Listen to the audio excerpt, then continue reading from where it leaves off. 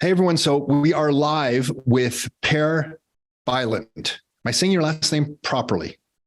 Sure. Yeah. Yeah. Okay. What is the background of the last name? Well, I mean, I'm from Sweden, so both of my names, unfortunately, are very Scandinavian. Why? So, Unfortunately, they're great. yeah, but not if you are in other countries and you meet people and you introduce yourself and I have to spell my names every day pretty much. Yeah. Yeah. Got it. Okay. That makes sense. Yeah. I could see your first name. If I heard it just like over the phone, you were talking to me and you said pear. I might think pear, like the fruit pear or Right. something like that. So, okay. I see your challenge. I get it. I get it. Hey, listen, I want to thank you for doing this, Per. You wrote a book, How to Think About the Economy, that probably summarized, I don't know how many different books I've read all into one nice condensed introduction to economics. And I really wanted to, I just wanted to jump into this and I wanted to ask you, actually, you know what? Let me take a step back before I ask you about Austrian economics. Can you just give everyone a little bit about your background? Who are you and how did you get to the point that you were writing this book? Just for some context, please. That would be helpful. Okay. That's a lot of context, though, because I mean, right now I'm an associate professor of entrepreneurship at Oklahoma State University. And this is, I guess it's my third career on 3 continents. So I've been a little bit all over the place. But I mean, my degree, though, is in economics. So while studying mainstream economics, I studied Austrian economics on the side because I've always sort of been interested in the market and how it works. But studying economics, you don't really get that. You get a lot of math, but you don't get really the intuition. So studying the Austrians, both old and new, I learned a lot about the intuition and everything like that. And then getting into entrepreneurship, where I do research and teaching now, it's pretty clear that mainstream economics, they don't really have anything to say at all because there's no entrepreneurship in economics. But for the Austrians, the market is a process and it's an entrepreneurially driven process. And it makes a whole lot more sense because you have innovation, you have creative thinking, you have production and things like that. It's very core. And that's what I try to teach my students too, that when they're starting a business, what they need to do is figure out how to serve people to the best degree possible. And that's how they can get paid as much as possible. So it's really about this exchange over time, in the sense that they're producing this business and producing some good or service, not for themselves, but for someone else. And the better they satisfy others, the better they can satisfy themselves with profits and growing the business and so forth. And in all this, I mean, I think maybe I'm old fashioned or something, but as a professor, yeah, I do a lot of research because I'm at one of those big research universities. So I have to publish research. No one reads research. And maybe a couple of my colleagues at other universities read it because they need to cite it or something like that. But no one really reads it, and most people can't read it either because it's just a lot of, well, fancy terms and a lot of math and stuff like that. And my teaching, sure, that's much easier for students at all levels. But I think my job as an academic and a professor is also to spread what I've learned to the rest of everybody, to society, and make society better. So be sort of public intellectual, if you will. Right. And so I write a lot of columns. I have had a column for years at Entrepreneur magazine, for instance, where I try to sort of condense economic truths and make them actionable for entrepreneurs. I've written columns on all kinds of websites all over the place. I've had several blogs and things like that just to try to get the message out, because there's so much that we know that most people don't know. And I think for entrepreneurs in general, it's really about figuring out how to avoid obvious mistakes. I mean, in retrospect, they're obvious. And from my perspective, studying like hundreds of years of theorizing and so forth on entrepreneurship, they're also obvious. But most entrepreneurs still make the same mistakes.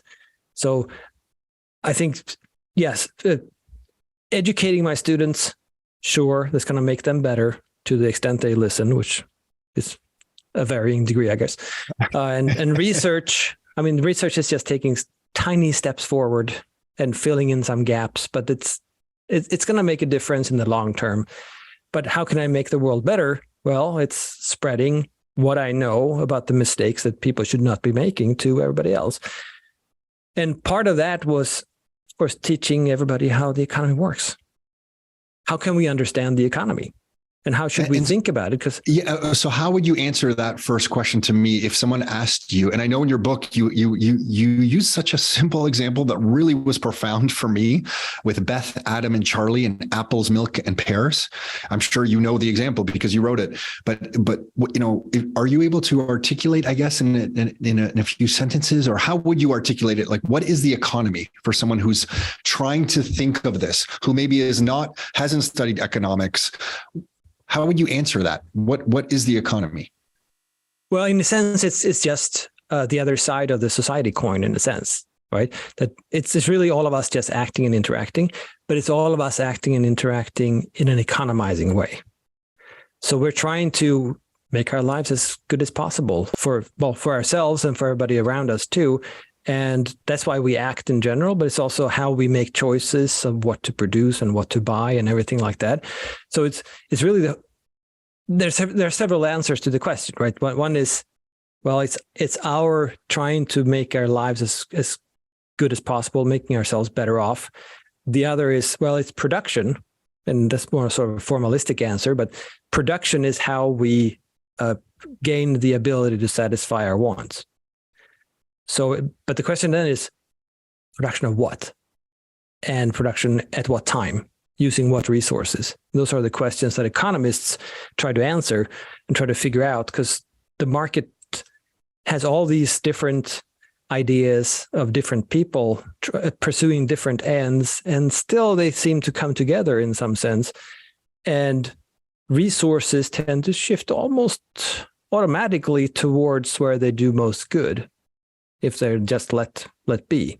And how does that happen? I mean, that's something that economists try to understand, and that is important for most of us to understand too, because that's what the economy sort of does. It's not an engine or a machine that spits out certain outputs, but it's rather a method or a process in which we're continuously discovering better ways of serving one another, in a sense, and serving ourselves as part of the process. And I guess the example that you use in the book, you referenced someone, I can't remember who originally used this example, of Paris, and how Paris was able to feed itself, and how there is no centrally planned organization that is telling what shopkeepers to sell bread and which shopkeepers to sell vegetables, or what square to sell these items in. But Paris, as a large city, is able to feed itself through people who are just acting to serve, I guess, their best interests, and through other people on the other side of a transaction, economizing or making choices to fulfill their wants and needs, and, sacrificing some choices and making others. And it's that interaction of everybody acting to serve their highest interests that is the economy. And it kind of naturally, it works because everybody's trying to serve their best interests. And sometimes that is offering value to others. Sometimes that is using what purchasing power you have to acquire something that you want or need in that moment. And it's that interaction of those goods and services that is the economy. Am I butchering that too badly? No, I think that's good. I mean, the economy is what comes out of all of our actions, in a sense, right? It is our actions, and it's also what comes out of it. And very often we take much of the economy for granted. So that's why I use the example of Paris. How does Paris get fed? And I think originally it was Frederick Bastiat, the 19th century French economist, who asked the question. But others have asked similar questions, and we don't think about it. It's so obvious. If you're living in Paris or outside of Paris, it's so obvious that, yeah, of course they're not starving to death. But then you think about it, wait a minute, how come? Why are they not starving to death? Yeah, why are they not starving? Because they're not producing any food at all the people in Paris. None whatsoever. I mean, maybe someone is growing tomatoes in the backyard or whatever, but not enough to sustain the population. No one said to anyone that you need to produce this type of food and deliver it on this day to this square and sell it at this price so that we can get enough food for whatever party a year from now, right? And still, every day, people in Paris can go to a market square somewhere and buy all these different types of goods at different prices, and go to another square and buy other goods. And of course, they come from somewhere.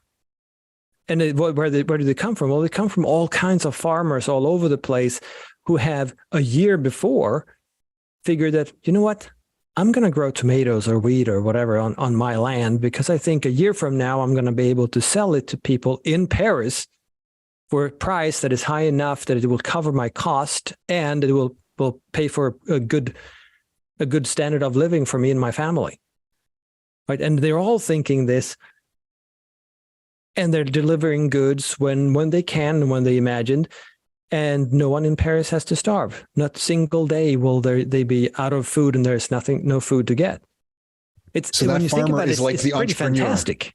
Yeah. Right. Yeah. And it's amazing, but we're so used to it, so we don't even reflect on it. And then you think, well, very often we see what's going on and we go, oh, that's stupid, or why is he throwing away these tomatoes or whatever, right? And that's inefficient. Well, okay, but how would you plan the whole thing so that you don't get this little inefficiency, that you don't have to throw these tomatoes away or whatever it is? Well, you can't really plan that. No one can know what people want to buy at a certain date in the future. That's impossible. But by having this very decentralized, distributed system of all these farmers and all these people transporting food and all these people choosing which square to sell their food at and what day and everything like that, and how many people to involve in the process. Because of this, we have a plethora of goods available practically always at pretty affordable prices too. So something is sort of working this process and making this happen. And that's what economists have traditionally tried to understand. Where the heck does this come from? And how does it actually work? And how does tampering with it change things? Until reading your book, I never really thought about a farmer as the entrepreneur who is taking the risk of planting a certain crop. Their reward, if they've guessed properly, is profits. Their punishment, if they've guessed incorrectly, is losses. And I've always just thought, oh, that's a farmer. I've never really thought of the farmer as an entrepreneur. And then you made me think through reading your book, like, oh my gosh, everyone in one way, shape or form is an entrepreneur in some capacity in this social structure that we all have, and everything that we are offering the market, whether it's our skills, if we're in the service industry, is us offering value to the economy. The economy then reflects back to us in purchasing power, and I'm going to get to questions about money in a second, but in some sort of purchasing power in relation to the value that we offer it. And that purchasing power could be in money, of course, but it could be in other goods or services.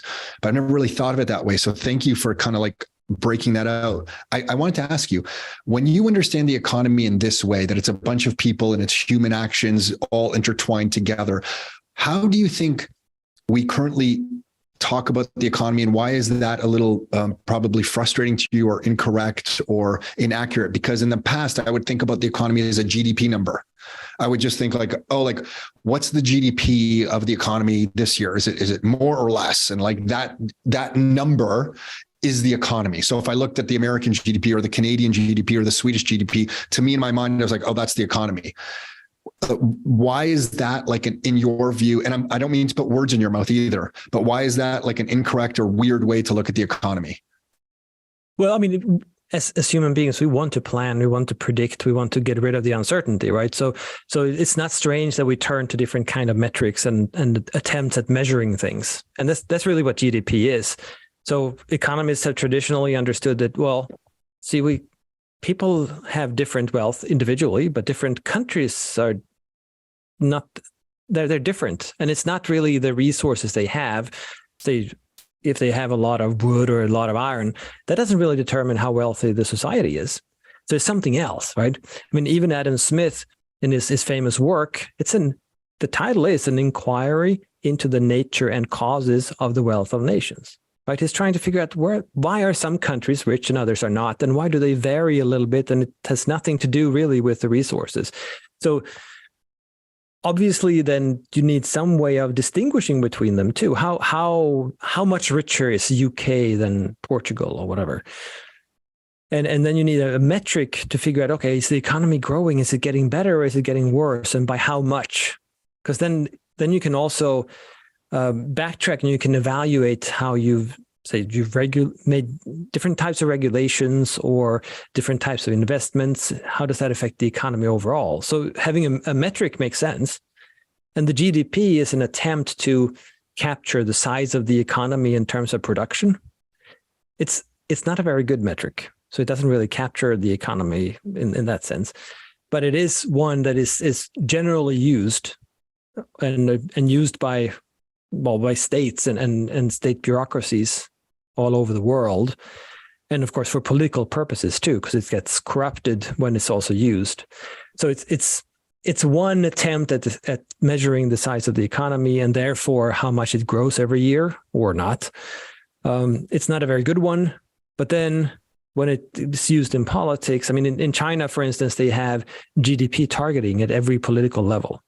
So what does that mean? Well, it means that every political office, pretty much, they have a requirement to maximize GDP.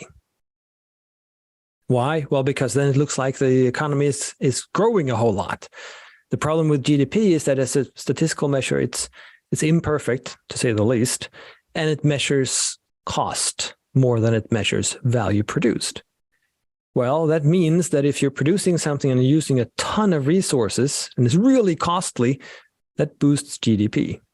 So if the government spends on all kinds of wasteful crap, pretty much, GDP goes up. And that's sort of what we're seeing in China, unfortunately, that they're spending on all this stuff, and the more it breaks down, the better it is, because then they have to fix it, and that's also GDP boosting, right? So because of this, these incentives in politics, GDP has become an even worse metric because they're playing that game too, trying to boost the statistic rather than actually make people better off. Because what economists traditionally have talked about is, well, what is wealth for the society overall, the standard of living, and how can we make that as high as possible over time so that people's wants are satisfied, so that people lead good lives, right? That's obviously a good thing. So how can we have that happen, and what is stopping some countries from catching up with others and things like that, right? Why are some countries rich? Having some sort of measure helps then, but it's not helpful when the metric is imperfect and also is exploited for political purposes, as is the case today. So there are other measures too, of course, but none of them are really good. And the issue there is that it's not really the monetary costs of producing something or the price at which goods are sold that measures the value of them. Or right? The standard of living. Right, or the standard of living. So you can't really say that just because you bought a lot of stuff for a lot of money, that doesn't mean that your standard of living is higher than someone who bought a lot of stuff for less money. Right? It might be the other way around, that other guy, of course, might have more money left over, so he can buy more stuff after the fact. But it could also be the case that he was able to satisfy wants that were much, much, much more important to him than the ones that you satisfied. So it's not really about buying or consuming the goods. It's about what value, what satisfaction you get out of it, and that's immeasurable. You can't really measure that at all. Okay, so if that's the case, this is fascinating to me. So if that's the case, can GDP in our current economic system, in your opinion, ever really be used to explain the standard of living of the population? Because in my interpretation of the way I look at the monetary system now, we always need a higher and higher GDP because we have a money system that requires more and more credit in the system to continue. So we're always going to need a higher and higher GDP. But the way I look at that now is that higher and higher GDP is just measuring how many dollars are in the system and how many that the more dollars is actually making them worth less and less. And it's just giving me garbage information. So I look at the GDP now much differently than I did a year or two ago, where I'm like, well, this GDP number to me doesn't, I as an entrepreneur, the economic signal from this GDP number is like distorted. I don't know what to do with it. When you hear me say that, what comes to mind for you? Well, I mean, first I would just nod in agreement. Okay. So Okay. the issue here, I think, is that a metric of these, the economy, nothing in the economy is actually very objective and clear. So any metric will be faulty in some sense, but it can still be useful if you use it the same way year after year, because then you can at least see the difference, right? So if you measure something and it's not accurate, but it's wrong in a certain way, and then you measure it the next time and it's wrong in the same way, at least you can see if things are okay. Got it. Right? Yeah. So got it. So over time, it's not that stupid. The problem, of course, is that they're playing the game and trying to boost the statistic and figure out a way to increase GDP, even though the economy is not higher and things like that. So it's not reliable in that sense. And of course, they're changing also how they're calculating GDP and what is included in it and things like that. So that also screws things up. And at the same time, as you mentioned, money is not, it's tampered with every day pretty much through central banking. That since the money itself, which is the unit we use for measuring these things, that unit is manipulated daily. Well, then what the heck are we measuring? So we're measuring something where we're changing how we measure it every year, and the unit is different every year too. I mean, then it doesn't tell us much at all. And I think that is exactly the issue with the GDP today, that it doesn't tell us a whole lot. It of course tells us something when you say that a country has $50,000 of GDP per capita and another country has only $500. Yeah, it's gonna be obvious to anyone looking at it that, yeah, the former country is much richer and better off than the other one. But it doesn't say that it's 10 times or 100 times better off. That doesn't follow. So it captures something, but we don't really know what. And that's terrible for research and science, because if science is not accurate and specific enough, it's just wrong. So can we fix some of the economic signal with what would be the right word, like a commodity-based money? Does that help? And is that the biggest difference between Austrian economics and Keynesian economics? Could we fix some of that signaling? Yeah, it's a big difference. What would be the pros of using a commodity-based money, a good that exists in the economy in and of itself as money, instead of the government injecting the money into the economy? Is there a big negative to that? Yeah, there is, because money is the sort of a measuring rod for a lot of things. So when you as an entrepreneur, you invest in, I'm going to start this business because I think that I can produce certain value in the future, which means really that you think that, well, your customers are going to value the product so much that they're willing to pay this price, whatever it is, and you're going to sell X number of the good. And then based off of that, you're going to make the decision, yeah, I'm going to start the business because the cost is only this much. So it's very likely I'm going to have something in between the profits, right? Well, if they're changing the value of the money, the actual unit you're using between now and when you're selling the goods, you have no freaking clue.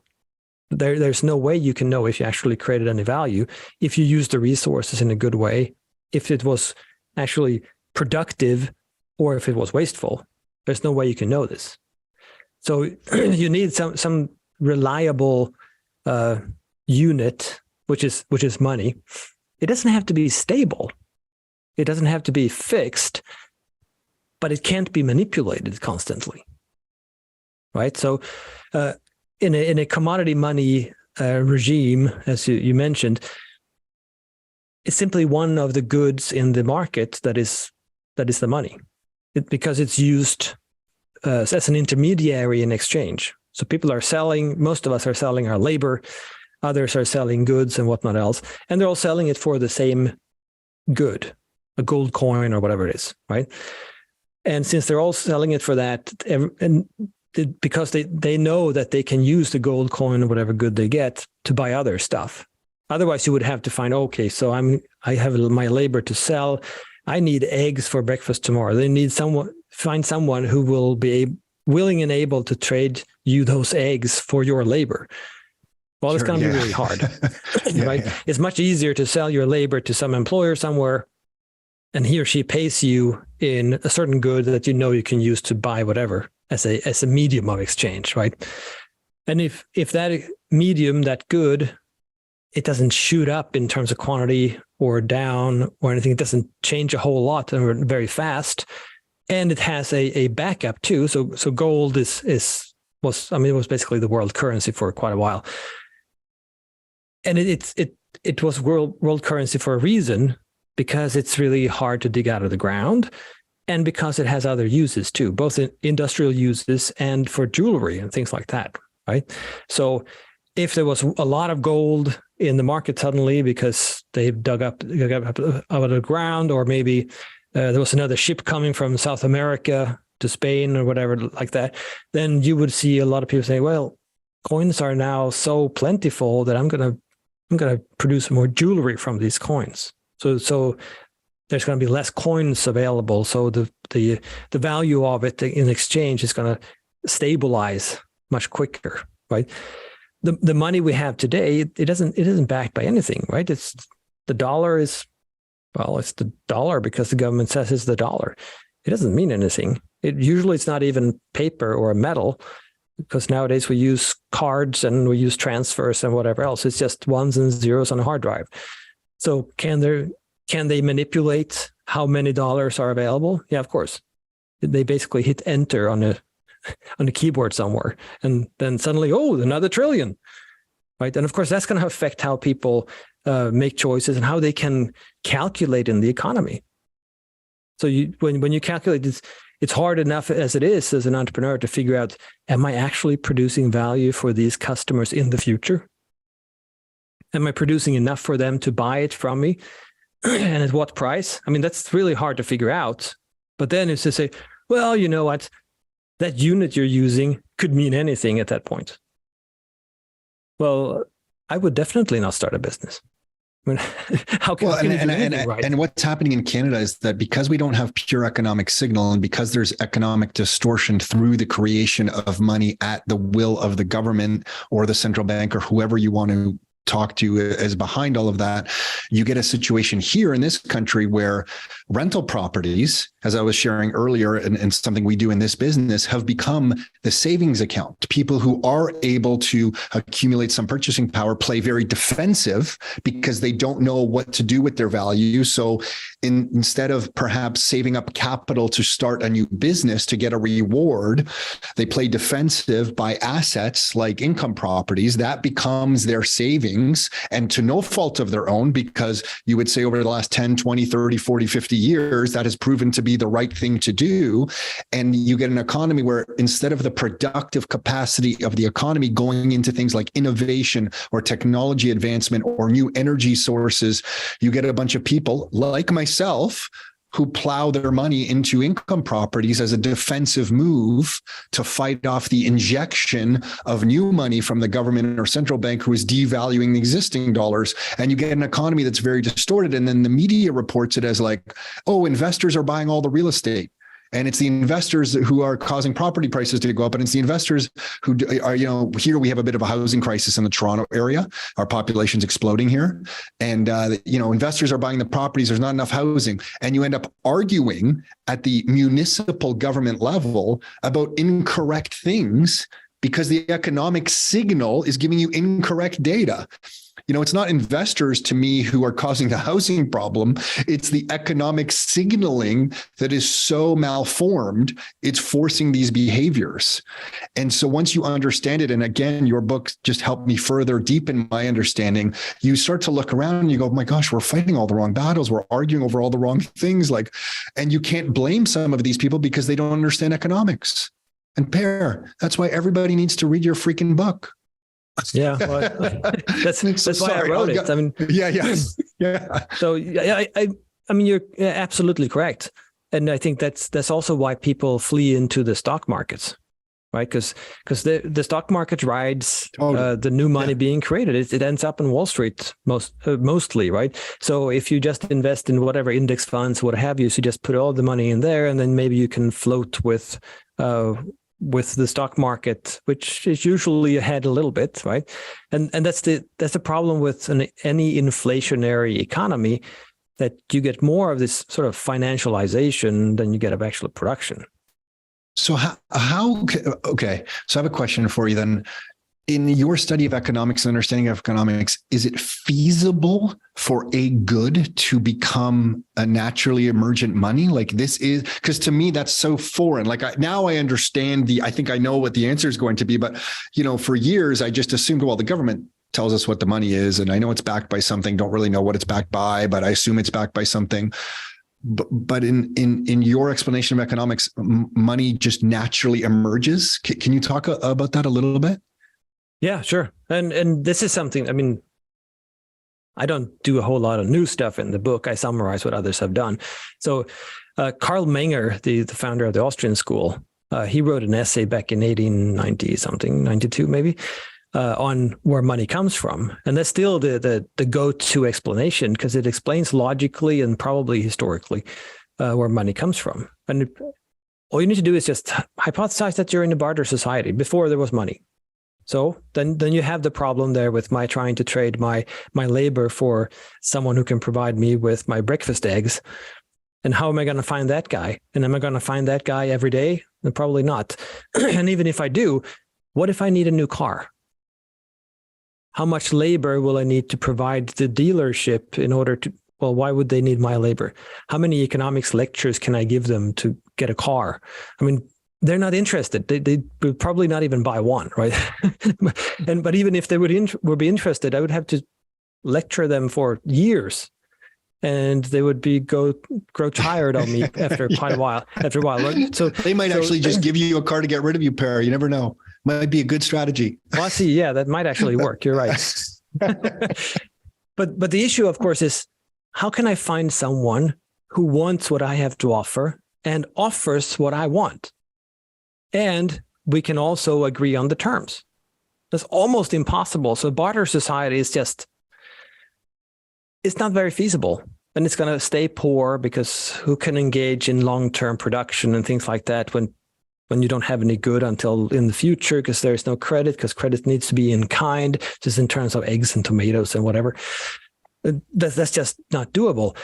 So, well, what's going to happen? Well, people aren't stupid. So if I want those eggs and that guy does not want economics lectures, then I can figure out, well, that guy might want something else. So maybe he wants butter or something. And I happen to know that the farmer, he could use an economics lecture. So maybe I can exchange my economics lecture for butter. I don't want butter. I don't need butter. I have no use for butter whatsoever, but I can use it in trade, right? So I sell what I have for something that I think that I can use for something else. So it becomes a medium of exchange with the guy with the eggs. So in this case, then, butter is the more saleable good, because I can't sell my lectures, but I can sell the butter that I can get from my lectures.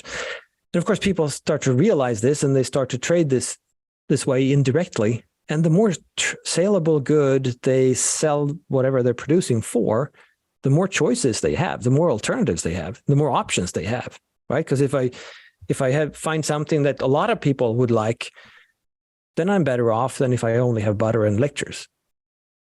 So I will choose the more saleable good every time I sell, and so will everybody else. So when this process goes on, and people will choose the more and more saleable good as soon as they realize what it is, right? Well, as soon as they learn, some goods will be the go-to for most people when they sell whatever they produce. And those goods are commonly used then as media of exchange. And that's what defines the money. And then, of course, it takes a life of its own in the sense it becomes valuable because people use it in exchange, not only because it's a good itself. Because most people suddenly, they trade for this thing, whatever it is, that most people will accept in trade. And they will probably accept it in trade because they can use it in trade. So it becomes a different type of good. And we've seen historically that societies have used different things, from seashells to cattle to whatever. There are some islands in the Pacific, I think, where they use really, really big flat rocks. Well, I mean, all kinds of weird stuff. But the thing is that it's money because everybody sees it as money. Everyone will accept it in exchange for the actual stuff that they're offering, because they realize that they can use it themselves when they buy stuff. And that's the whole point and the whole function of money.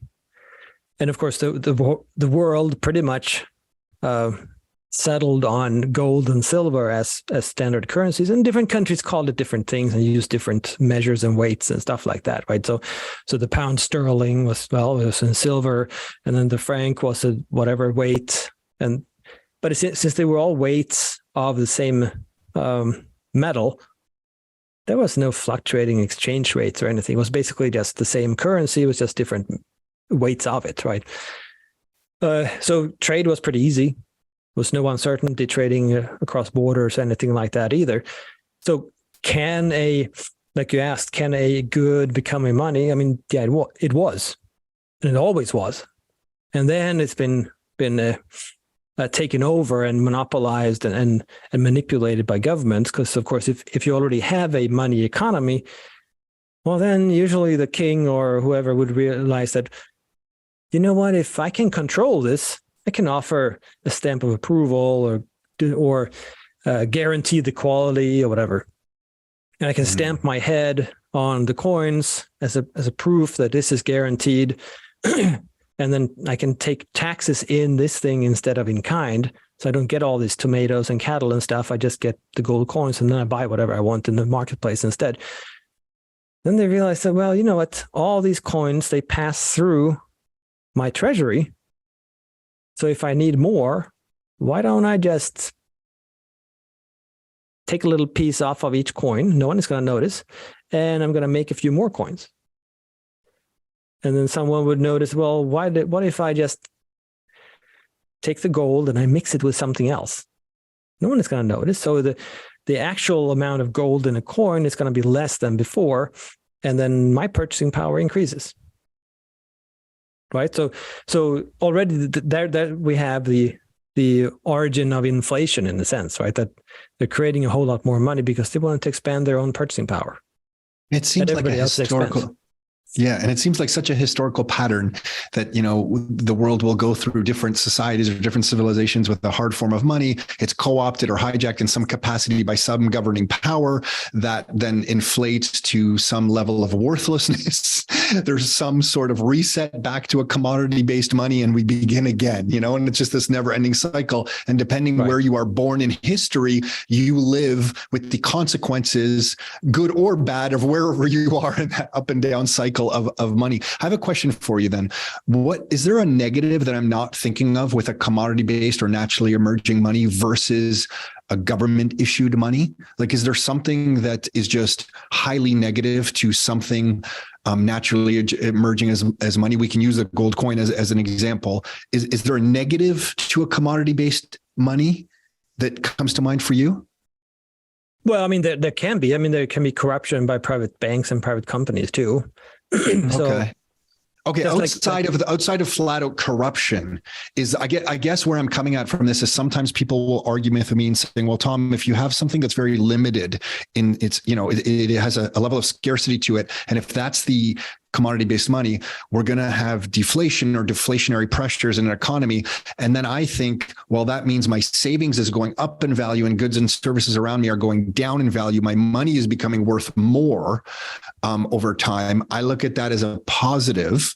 Then the next thing I get back is, well, if that's the case, why would anybody start a business? They'll just hoard money. And then my response to that is, well, not only will they start a business, they'll have to produce something of real value, because it has to be of real economic value for people who have a good form of money to separate themselves from that money, which means the economy then naturally produces very high quality buildings and products and clothing. Is my line of thinking here off? What comes to mind for you there? No, I'm with you totally. That's exactly the thing. I think a lot of people have gotten entrepreneurship wrong, thinking that entrepreneurs are there to meet demand. That's how people usually express it, saying that, well, all they need to do is figure out what people want and then provide it. That's not how it works. It's exactly the other way around. So when you start a business, well, you have an idea of what you want to provide to people, but whether they will like it or not, it doesn't matter if they like it right now, because you don't have it there right now. They will need to like it when you have it available for them. And then they will have to like it more than what anybody else is offering, right? So you will need to produce something that is of value, that is more valuable to them than the money they have in their pockets, and to all the alternatives that they have, the alternative uses for their money. And that's the structure of entrepreneurship, right? You produce that of value, and if you do, then you're rewarded with profits. And if you fail, then you suffer losses, right? They don't respond to demand. Demand is discovered after you have already produced. And this is easy to see if you think of any innovative product or service that, well, consumers have never seen it before. Like the iPod. Remember the iPod? When it first came out, the iPod, no one even knew what that thing was. Exactly. And very often people don't see the value. So the entrepreneur will need to tell a story. The entrepreneur will need to provide use cases. And they usually have like flashy images and maybe a little movie and commercials and whatnot else to show that this is how it can be used to make your life better, right? So educating the consumers on how to use the product, because consumers don't get it. And there are plenty of fantastic products, say, that consumers just shunned because they didn't quite get it, or it was, usually we say that it was too early or something. Well, it wasn't necessarily too early. It doesn't have anything to do with time. It was just improper good for the consumers at that point in time, given what the consumers knew and the communication from the business, right? It doesn't have to be something new. It doesn't have to be very useful either. I mean, remember examples like the pet rock. Right, it's a freaking rock in a box. Yeah, with googly eyes. Right. And what is the value of that? Well, people bought it, and they bought it because it was a fun thing. I mean, yeah, it was a joke, right? But people thought it was a fun joke, and they thought it was worth more than the money they paid for it. So it was a success. And it wasn't tricking them into believing that the rock was a pet. Nobody believed the rock was a pet. It was a fun thing, and they thought that was getting a joke out of it, or just giving it to your mom or something like that, and just see the look at her face, or whatnot else, whatever it is, right? That is value to you, and it's worth the dollars you paid for it. But who the heck could have known? No one could have known. It was a freaking rock, right? But it did create value. So entrepreneurs will always should always, that's one of the mistakes that I try to teach my students, that don't focus on what you think should be useful. Focus on what others will value when they see it. How does this make a difference in their lives? Not what will you want to buy, because you're not producing it for yourself. Mm-hmm. You're producing it for them, right? That was my evolution of going. When I worked in the corporate world, I was starting little side hustle type businesses. And I was always starting something that I thought I wanted and I thought was brilliant. And I really struggled selling it. And then I remember I had one mentor who said, I was already investing in real estate and rental properties. And they said, there's already a river of money going in this direction. You just have to step into the middle of that river of money that's already, those transactions that already are happening. And you'll likely be able to, offer something to those people who are already valuing this type of thing. And I thought, oh my gosh, I'm trying to reinvent the wheel over here. Maybe I can offer something that they will value that's a little different, but is an area where things are already happening, and just change my own thinking on kind of like entrepreneurship and the whole thing. Yeah. And very often it's really about just communicating something. Yes. So when we think of tablets, most people will think of the iPad. Was the iPad the first tablet? And I don't mean tablets like in ancient Egypt or anything, but tablets with technology, with touchscreen. That's right. Yeah, yeah. Remember the Palm Pilot? Yeah, the Palm Pilot. Yeah, I forgot about the Palm Pilot. Yeah. You had Microsoft had the tablet PC some 11, 12 years. Oh, did they? I already forgot. Okay.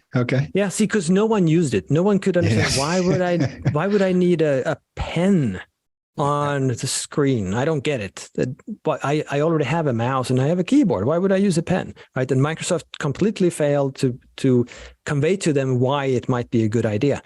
Apple basically produced a product that it was, compared to the tablet PC, inferior in any way, because you couldn't do a whole lot. The tablet PC was a real PC. You could do word processing and spreadsheets and databases and whatever you want. on the iPad was basically for entertainment consumption, right? Nothing else. It didn't have a keyboard, didn't have freaking anything, but it had a touch screen. It was easy to consume TV series and whatnot else. And they communicated this idea that, hey, this is a small thing that you can buy and you can just use it whenever you're on the fly, and you can watch your favorite movie again for the 35th time when you're flying and whatever, right? And people are like, yeah, that's a good idea. I wanted to do that because I hate flying without watching a movie or whatever it is, right? So then it was a success, and that was a breakthrough and created a new type of market. Previous attempts did not. I think there was the year before the first iPad, there was an Android iPad or Android tablets. No one remembers, right? Because they didn't communicate it the right way. And so it's not really about being first. It's about creating the most value. And it's also not about providing the, objectively speaking, better gadget either. Yeah. Right. It's about fitting it to what consumers value, right? And making it something that they can understand why they value. When people are listening to you, or actually, let me frame it this way. When some people are trying to think about the economy, they hear the word Keynesian economics and they hear the words Austrian economics. Would you be able to give maybe a few sentences on how they differ, just for people who are brand new to these concepts? Because for years I heard Keynesian economics, and I always kind of knew that was like a type of economics that I didn't really maybe agree with, but I didn't really know why. Could you just compare the two, just so people could maybe understand that if that's new to them? Yeah, there's a lot that is different. So Keynesian economics is very much what is taught in macroeconomics courses today. So it's about the big issues and unemployment and interest rate and things like that. It's disconnected with any individual action really and what businesses do or anything like that. It's about the politics, really, political economy. Austrian economics is bottom up. So it's about the action and then looking at what are the structures that are caused by people acting and interacting in certain ways. And the method is completely different. The assumptions are completely different. So Keynes's theory, in a sense, started as a critique of economics. Because when we've talked now, when we talked about money, when we talked about entrepreneurship and things like that, it's all about, really comes down to, well, you provide something into the economy and you get paid in money, and that's your purchasing power, right? So you have to supply in order to demand. Demand is constituted by your supply. I mean, you can take a loan and whatever else, but that's only based on the promise that you can pay it off with your future labor. So you've already used your future labor in a sense, right? Keynes was opposed to that idea because he wanted to liberate government to do a whole lot more than they could, and to put it very bluntly, right? So he was under the impression, or used on the assumption that, well, the market doesn't work. It's going to crash repeatedly. If you just let people be, it's going to have all these wild swings up and down, and things are going to go down the tubes. And well, then it's obvious that someone needs to step in and fix this thing. So his idea was that the government, as sort of a police officer in the market or something like that, would step in, and when the economy is going way too well, and you have high growth, and we're still using these terms that it's overheating, right? So we're producing way too much value. Well, when you put it in those terms, it doesn't make any sense anymore, right? So then government should step in and tax the economy to just make sure it doesn't overheat, and then keep those funds, because then when it crashes, and it always will, then the government should step in and spend to make sure that we don't hit rock bottom. Instead, we can sort of dampen the fall. So it would smooth out these cycles. Well, if you think about it, if the economy is really us acting and interacting, why is it that we would overheat in our value productions? What does that even mean?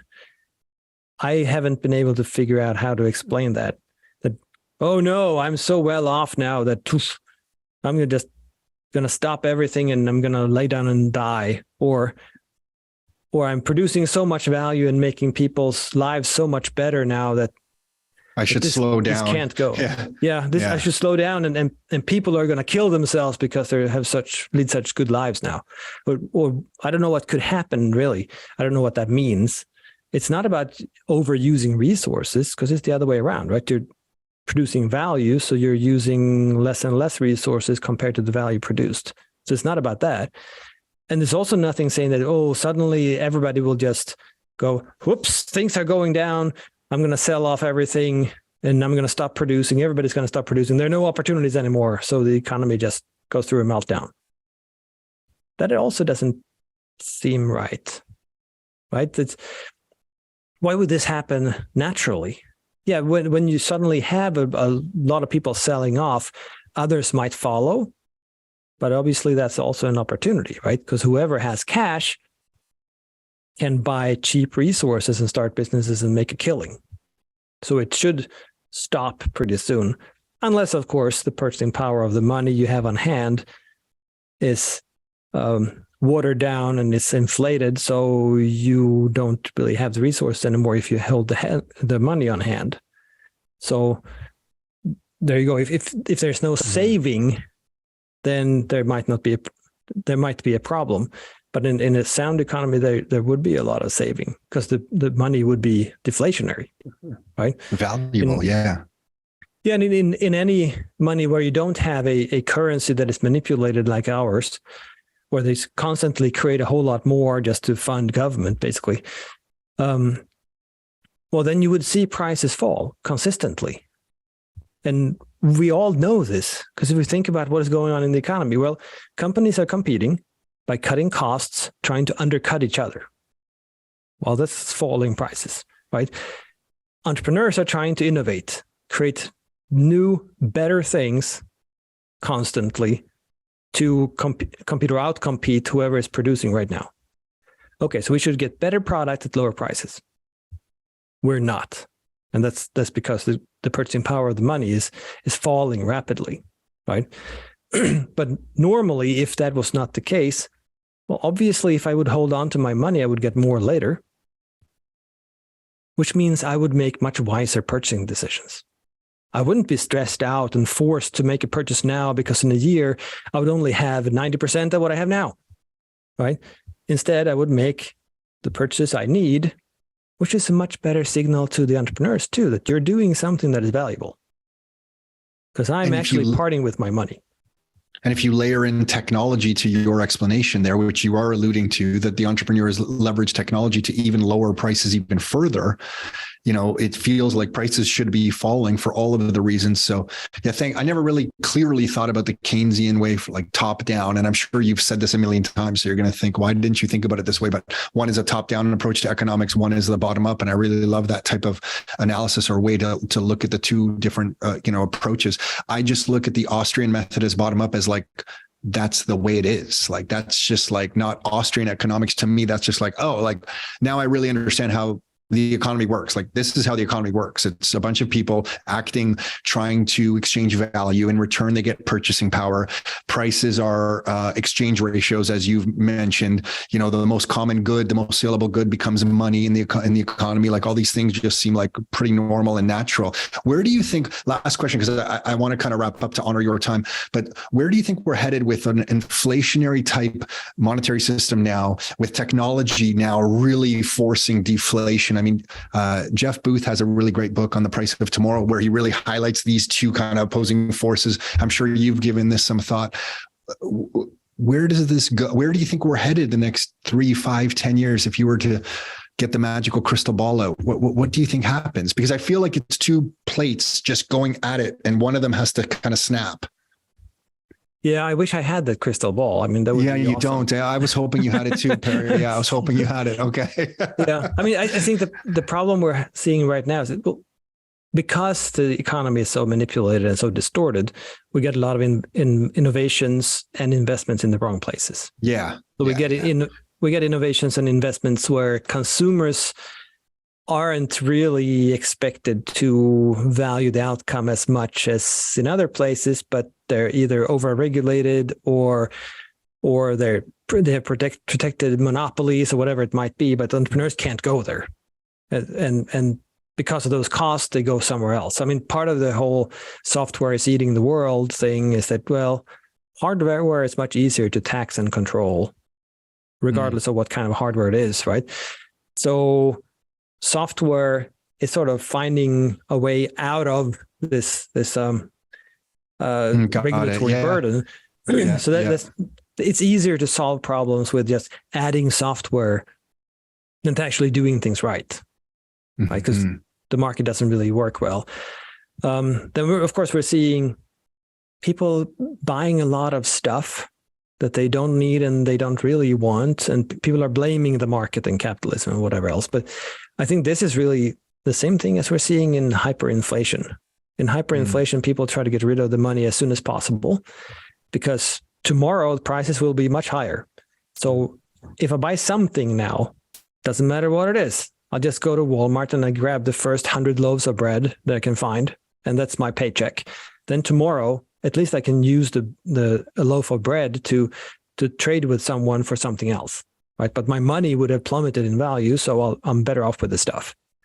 That's how people are behaving. So unconsciously, you think the population in North America and throughout large parts of the world is perhaps already concluding, maybe not being conscious of it, already concluding though that the money doesn't hold its value and there's no need to hold on to it.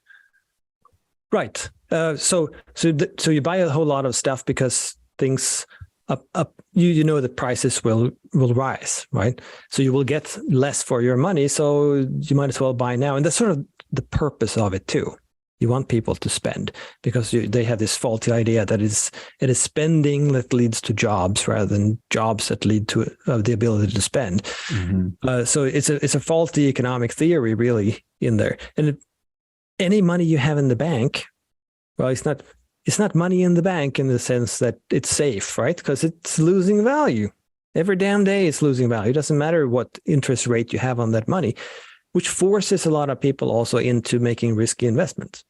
So people go into the stock market and put all of their retirement funds in some index fund or some high risk fund somewhere, because just holding on to the money, well, that's not going to work because the purchasing power is going to be gone, right? So you're forcing people to part with the purchasing power that they have acquired by selling their labor. So, I mean, that's a tax on people to begin with, because they can buy less and less, and it forces them to work for much longer, and it forces them to make investments that they wouldn't make otherwise. And of course, this creates more jobs in Wall Street and stuff like that too. But so that's also a reason for the whole mortgage crisis and all that stuff, that when they make up new fancy ways to make investments seem less risky, right? Because then, you get all these retirement funds and they invest in billions of dollars. So everything is in this sense very screwed up, because people aren't really buying stuff because they think this would make a great difference in my life. No, they're buying a TV that is a bunch of inches bigger than the previous one that still works because, well, they can't hold on to the money anyway, right? So to the calculation everybody's making is different. I don't think they're thinking that, I think the money will be worth so much less in a year. No, you're right. They don't do this consciously, but they realize that since prices go up and everything, there's a greater urgency to spend than otherwise would be the case. And imagine if they could put money in the mattress like people could before, and it would be worth more later. Well, then of course you wouldn't spend on unnecessary things. You would be much more frugal. You would economize, and you would spend where it matters. So people would be richer and people would be much more independent with a sound currency. Per, that's a great place to leave it. Thank you for this. Your book is titled "How to Think About the Economy." And I know you said once or twice there that, you're just taking other old concepts that have existed and putting it together, but you've done it in a beautiful way. So I don't want you to downplay this, because the book that you've put together, I really think has the potential to anyone who has a little bit of interest in economics, really give some of the foundation that is necessary to understand the world around them in a much better way. It's been a great help to me. And I think by this point I had read a whole bunch of books, but you just condensed it really nicely.